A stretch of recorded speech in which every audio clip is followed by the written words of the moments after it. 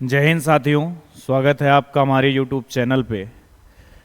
आज हम दूसरा पैसेज सॉल्व करने वाले हैं। आपको पता है सबसे ज़्यादा इस पैसेज को ही सॉल्व करने में दिक्कत होती है, तो हमने भी ये ठान के रखा कि आपको सिखा के ही मानेंगे कि पैसेज को इजी वे में कैसे किया जा सकता है। ठीक है, तो चलिए शुरू करते हैं कि रहीम and Hussain.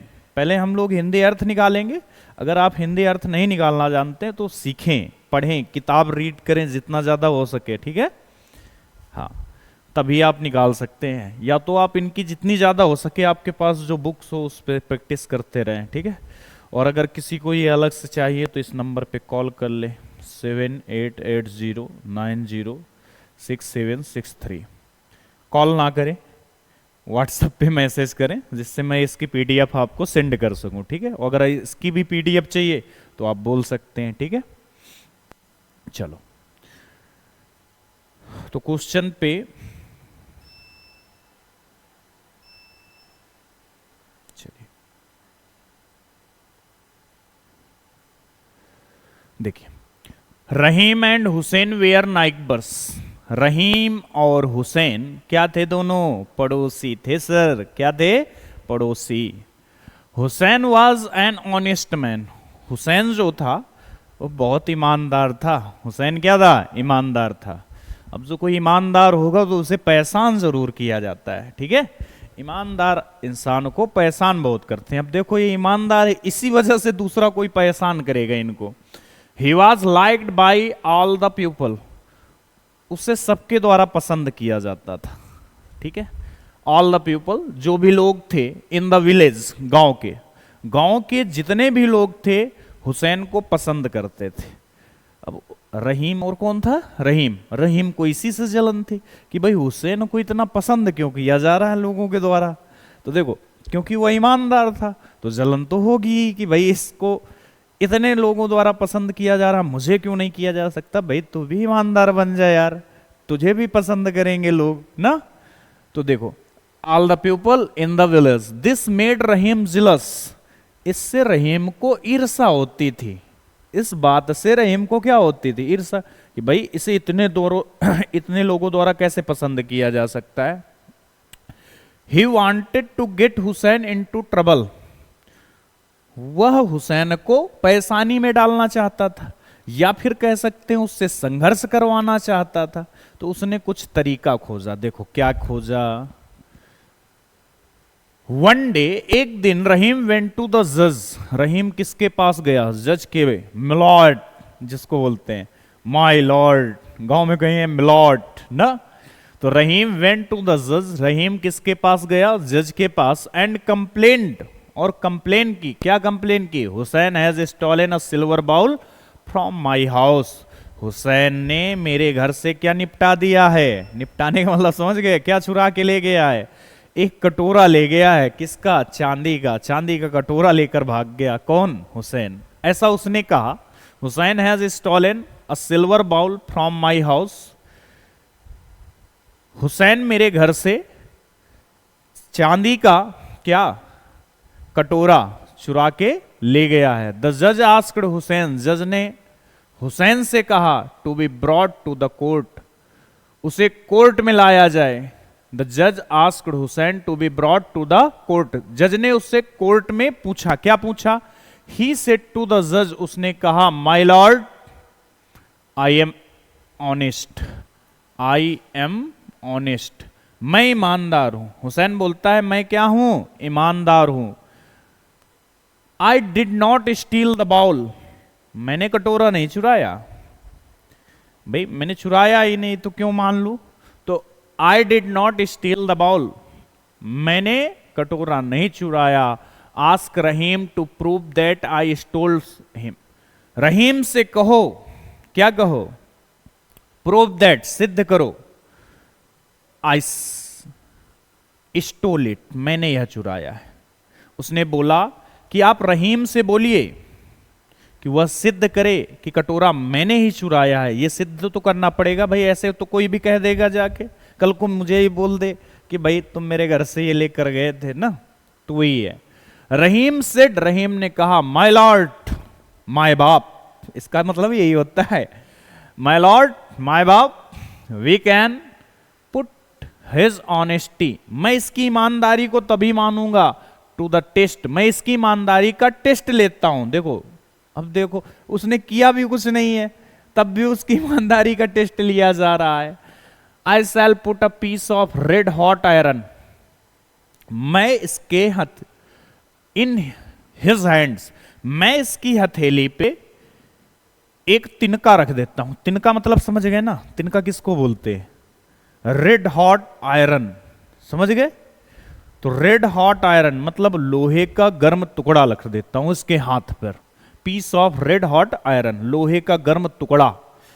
If he can hold it in his hands, यदि वह इसको हाथ में पकड़े रहता है, that will prove his honesty, तो इसकी ईमानदारी सिद्ध हो जाएगी।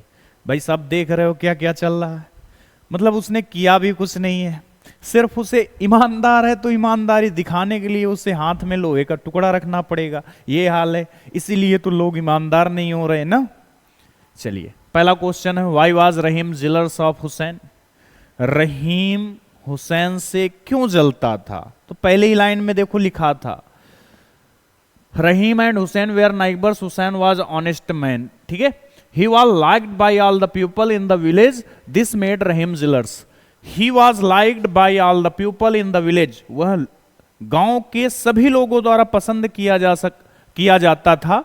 यही चीज है जो रहीम को जिलर्स करती थी, ईर्षालु बनाती थी। तो Rahim jealous of Hussain because he was liked by all the people in the village. तो मैं नीचे लिख देता हूं, Rahim jealous of Hussein because Rahim Hussain से जलता था, क्योंकि अब यहां आप लिख सकते हैं या तो नहीं रहीम, ठीक है, ही वाज यानी रहीम वाज नहीं, हुसैन वाज, क्या हुसैन को सबके द्वारा पसंद किया जा सकता था ना, किया जाता था, रहीम से तो लोग जलते थे। रहीम जलता था किससे? हुसैन से, ठीक है। हुसैन वाज लाइक्ड, तो यहां पर जो ये ही लिखा है ना, ही, ये किसके लिए प्रयोग हुआ था? हुसैन के।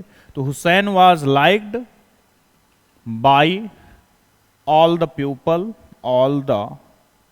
People in the village. बात आई समझ में? ये पहला हो गया ए नंबर, ठीक है।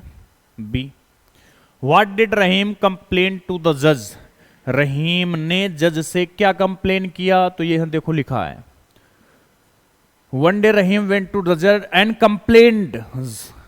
कंप्लेंड, क्या किया? जज, माय लॉर्ड, ये Hussain has stolen a silver bowl from my house, उसने क्या कंप्लेन की कि हुसैन ने मेरे घर से क्या चुरा ली है? सोने का कटोरा।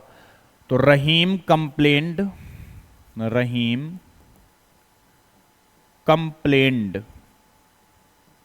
लिखना कैसे है ना, पता है ना आपको, ये हटा देना है, ये हटा देना है ना।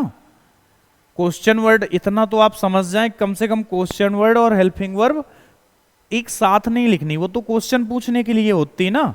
अब अगर लिखना है आपको, कहीं जरूरत पड़ती, सेकेंड फॉर्म या यस यस ईएस से नहीं बनाते, तो आप इसके बाद लिखें।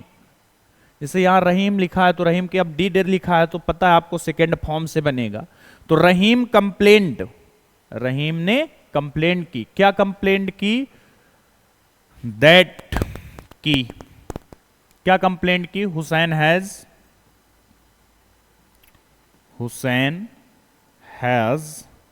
Stolen, Hussain has stolen a silver bowl from my house, मेरे घर से इसने क्या चुरा लिया है? चांदी का कटोरा। तीसरा, what proposal did Rahim make to test the honesty of Hussain, उसने क्या सुझाव दिया हुसैन की ईमानदारी का परीक्षण लेने के लिए क्या सुझाव दिया था? If he can hold in this hands, क्या चीज? I shall put a piece of red hot iron in his hand if he can hold in this hands that will prove his honesty. तो यहां पर देखो क्या लिखेंगे, Rahim make to test the honesty of Hussain. तो यहां से क्या लिख देंगे, देखो व्हाट प्रपोजल, क्या प्रस्ताव था?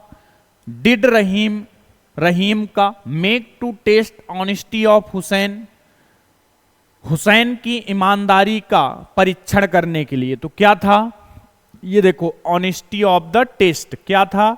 I shall put a piece of red iron in his hands if he can hold it in his hands that will prove his honesty. तो ये इसका आंसर है। लिखेंगे कैसे? Rahim make to test the honesty of Hussain that I shall put, ये देखो यहां से लिखना व्हाट प्रपोजल डिड, ये हटा देंगे पूरा यहां से, ठीक है।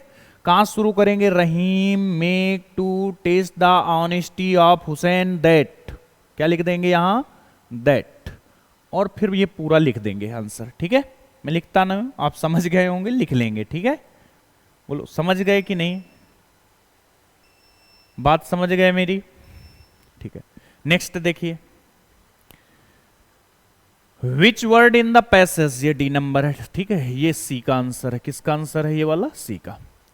Which word in the passage means truthfulness, सच्चाई, ट्रूथफुलनेस सच्चाई, ईमानदारी, ट्रूथफुलनेस सच्चाई या ईमानदारी। वो ईमानदारी काहे माने होती है?